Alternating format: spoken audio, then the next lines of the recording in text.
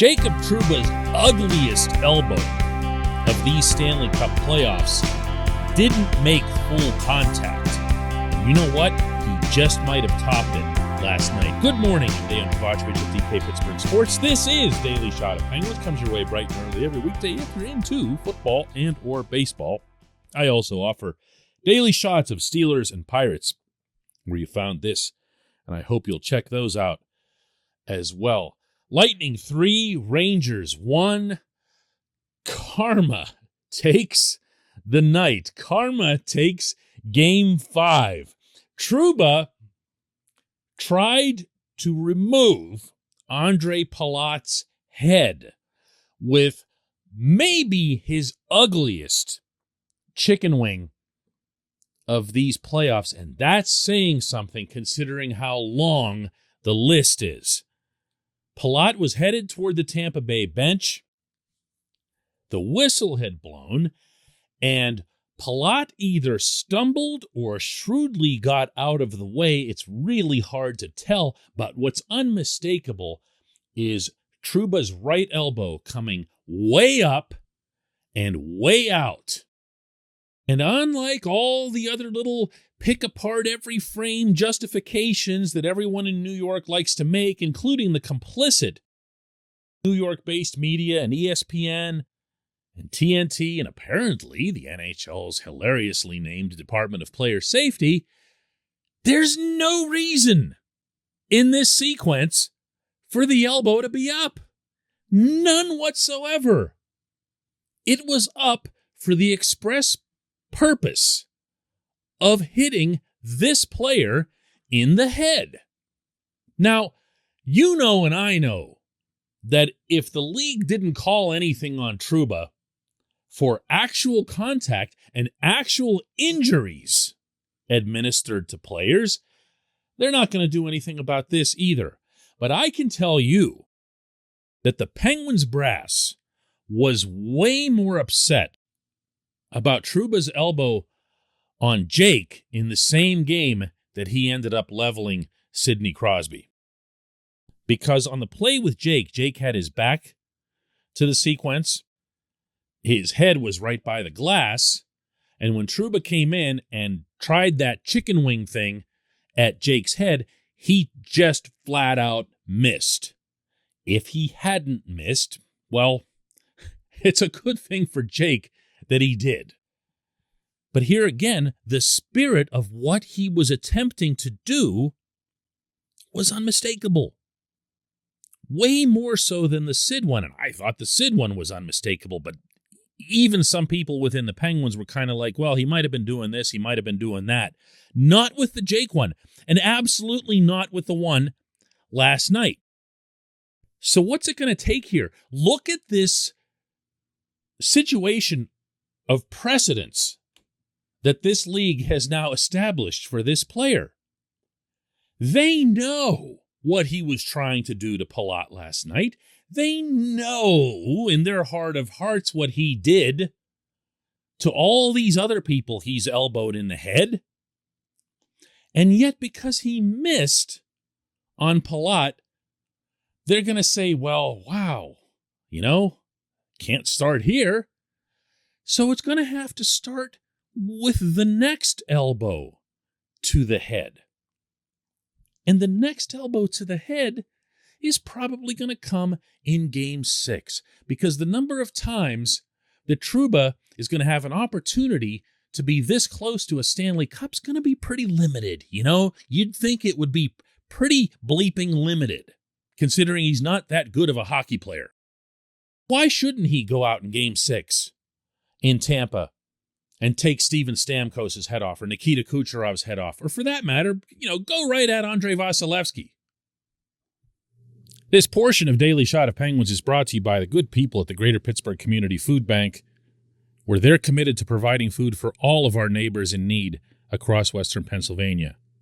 They, in turn, need your help. Find out how $1 can be turned into 5 full meals for those in need. Visit pittsburghfoodbank.org.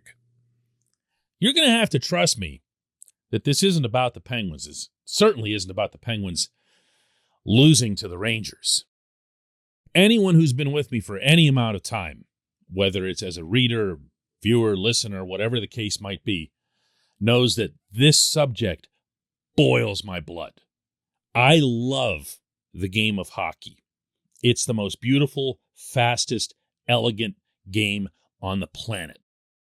When it's played right, when it's played at its highest level, like some of those recent Olympics, when you had U.S. versus Canada, etc., there's nothing anywhere that can top it. I believe that all the way down. And I really hate when somebody is damaging it, and hate it that much more when the chief governing body of the sport, and it's not the IIHF, it's the NHL, believe me, does nothing about it. In fact, encourages it by doing nothing about it. We have seen advances in this sport. I mean, they've been turtle steps, but there have been advances. We're seeing more scoring. We're seeing more emphasis on skill and speed. We're seeing a lot less obstruction, to the credit of the league and to its on-ice officials. We really are.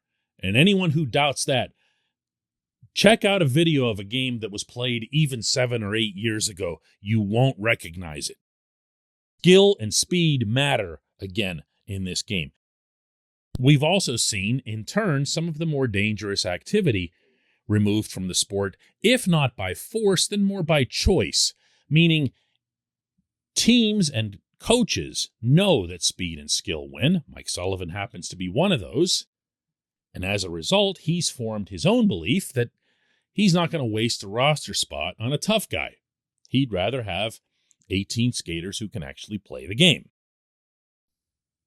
But what occasionally pops up in this league is the headhunter, is someone who's just so filthy that it feels like the league doesn't exactly know how to respond to this individual. I'm talking, of course, first and foremost, still, always, about Tom Wilson. The league had no idea what to do with this guy. George Parros, the former NHL enforcer, which is just unbelievable that this is the guy that's running Department of Player Safety, like something out of a sitcom.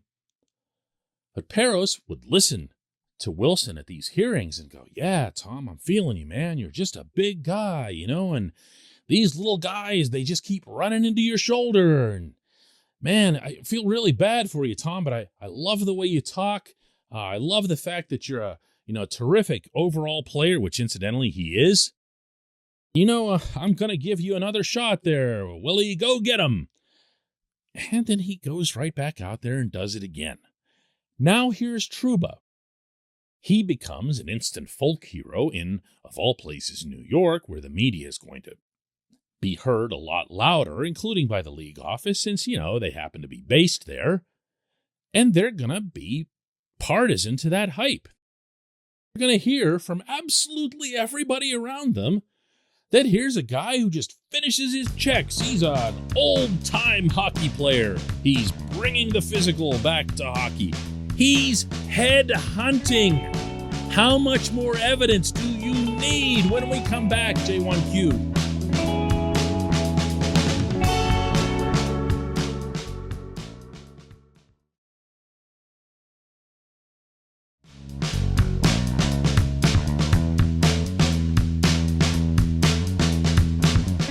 Today's J1Q comes from Mark, who asks, who would you bet becomes the next captain of the Penguins if they're both here when Sidney Crosby hangs them up? Jake Gensel or Brian Rust? Dude, who asks hypothetical questions about the post-Sid era? Take it back. I'm rolling this question up in a crumpled ball and throwing it back in your direction. You can't talk about post-Sid. Dude, no. It's Rust. I see, all I'm supposed to do here is answer the question, right? I'm not supposed to critique the questions. It's Rust. For anybody who never heard me tell this story, when Sam Lafferty, the Hollidaysburg kid, got called up to the Penguins and had a couple of nice games for them, he and I were talking in Winnipeg about the methodology in the minors regarding learning the Mike Sullivan system so that players would be as prepared as possible to do what the head coach wanted, even if they were recalled, at a moment's notice to Pittsburgh. And the methodology that was in place at the time remains the same today, and that's this: be like Brian Rust. He is shown to these players as being the role model. Now, you might ask, why isn't it Sid? Why isn't it Gino or someone like that? The answer to that is that Sid is Sid. Sid is extraordinary. You can't tell a young player, hey, be like Sid, because you can't. He's not human. If you say to a young player, by the way, be just as good as someone who is easily considered one of the top 5 players in hockey history, you're going to lose their attention because they know that's not feasible. It would be like telling me or you, Mark, to just go out there and be like Sid. It's pretty much the same separation. All right, maybe a little bit more. But with Rust's backstory is that he was a little bit of an undersized winger, came up into the NHL as a guy who really played with blinders on, wasn't a particularly good passer, was seen as someone who could kind of just grind his way into a decent NHL career. Instead, he kept working. He kept making himself better. He kept learning little moves, little tricks with the puck. Some of the same traits that I've seen, by the way, from Teddy Bluger and a couple others, and not many more, where they become infatuated with improving offensively, with improving their creative skills, their touch on the puck, the knack with the puck, the moving in motion, receiving a puck, catching it off the boards. These are the kinds of things that for years and years and years, actually decades in hockey, were practices that were limited to the Europeans, which is why the European players would come over and look so awesome and super skilled, and specifically the Russians, because they spent so much time on individual skills. Well, we're starting to see that kind of balance out a little bit, including globally, aren't we? Well, Rust became a self-taught, self-made first-line National Hockey League player, first power play unit, elite penalty killer, according to no less an authority than Sullivan himself. Rust did all that. Rust deserves all the credit for that. He is the perfect choice to be the answer to your hypothetical question. But we'll be taking no more of these. I'll tell you that right now. Sid's got 3 more years on that deal. Enjoy Sid. Don't worry about after Sid. I appreciate the question, Mark. I appreciate everyone listening to Daily Shot of Penguins. We'll do another one Monday.